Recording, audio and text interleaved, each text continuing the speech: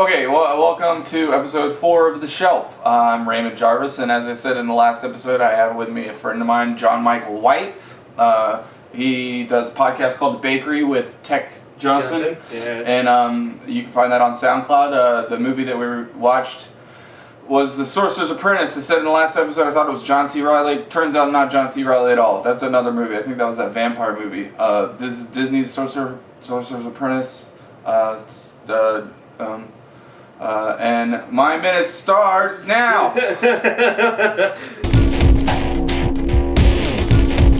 Okay, it stars Nick Cage and it stars Jay Baruchel,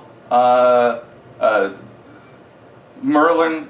Shit, it's like I don't know. Merlin gets killed. He has some apprentices. Nick Cage is one of them. Morgana's the bad guy. She goes into the body of the other apprentice back in a long time ago, and then they get trapped into a thing, and then it's like years and years later they're trying to find like the heir to Merlin's like magical power. So it ends up being Jay Baruchel. He's the Sorcerer's Apprentice. I think the movie's really good action, really good special effects, funny enough to make it interesting. There's love stories that are kind of like crammed in there, I think, a little bit, but generally, overall, pretty decent movie, action Disney movie. For Alfred Molina also plays the bad guy, another one of Merlin's apprentices from back in the day, and it's an okay movie. Shit, a minute. Real quick, only thing I think that was, they shoehorned in the original Sorcerer's Apprentice from Disney with the whole like young apprentice cleaning with the mops come to life, and I think that was the only part of this movie that wasn't good. It was just like really shoehorned in there. They could have completely done without that, and I think it would have been a better movie overall. Okay, now it's time for John Michael White to do his minute. I'm going to start his time right now. Alright, so there's a nerd in elementary school who makes a really, really tasteless 9/11 joke, and then impresses this girl, and then writes her a note, and then that note gets blown away by the wind, and by coincidence he stumbles into the shop, and he finds Nick Cage, who is nutso, and then one of the bad guys gets unleashed because of something that wasn't really explained that well, and then they're in an urn for like 10 years, which is weird. And then 10 years later, that guy, for some reason, has a fucking basement to himself where he gets to shock shit with Tesla coils, because that's what you do when you're a sorcerer without magic. And then he was apparently sent to therapy, meets the girl again, and then decides that he's going to try his chances, even though he pissed himself in front of all the classes.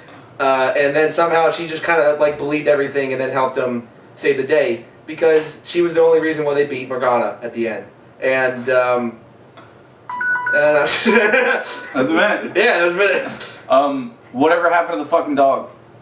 That too. They brought a dog in at the climax scene, and they didn't do anything. They looked like they were gonna. They brought a dog along, Jay Baruchel's character's dog, but for no reason, and they almost got crushed in a car. Yeah. And then the dog just disappears for the rest of the movie. Yeah. It seemed like they were gonna like bring him back as like some sort of set piece. Like they were going to use him somehow, because there was no fucking reason for him to come back. Anyway, okay, so I mean, a lot of overt foreshadowing. I say that it was a pretty decent movie. I think I'm going to keep it because it's like a good like every I don't know. Maybe I'll watch it again, maybe I won't, but it's not like bad enough for me to throw away. I really like Jay Baruchel, so I'm going to keep the movie. Do you recommend it? I recommend it. It was interesting to see that side of Nick Cage. Yeah, Nick Cage was He was okay in it. You know. Fairly decent. It seemed like he was like, this is my opportunity to be in a Disney movie, so I'll do it. The character was just weird enough for Nick Cage to play. Recommend it? Yeah, I can see it. It's not. I'm not sad that I saw it, but I'm not sad that it's over. You know. Oh shit. Okay, so. We didn't say that many bad things about it, but let's say something nice. Okay, say something nice. Nick Cage has decent comedic timing. I agree with that. Yeah, that's I agree. The same thing. I feel the same way about Jay Baruchel. He's always really funny in everything I've seen him in. And my something nice will be that I love a wizard movie and the special effects were really good and really believable. Yeah. The what do they call it? Tutting. That's what they call it. The tutting. It was good. Yeah. It was good. I enjoyed it. Dragons. Dragons were pretty rad. There's dragons. There was a big iron eagle that helped them. And a big bull statue that come to life. Good effects.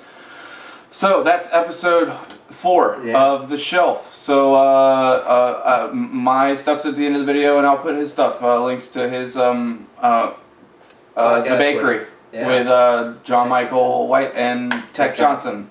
All right. Bye-bye. Bye. My guest star left before I remember that I was supposed to say what picked off the shelf for the next episode. Episode 5 is going to be, John Michael actually picked this. It's called The Terrorists. That's all I can see. Being a bootleg, even the cover's so fucking blurry you can't even barely tell who or what it is. It's okay. The Terrorists. Fun.